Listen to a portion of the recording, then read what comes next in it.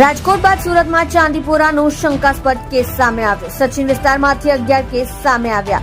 11 વર્ષીય બાળકીને શંકાસ્પદ ચાંદીપુરા। 11 વર્ષીય બાળકીને સિવિલ હોસ્પિટલમાં દાખલ કરાઈ। પીડિયાટ્રિક વિભાગમાં દાખલ કરી સારવાર શરૂ કરાઈ।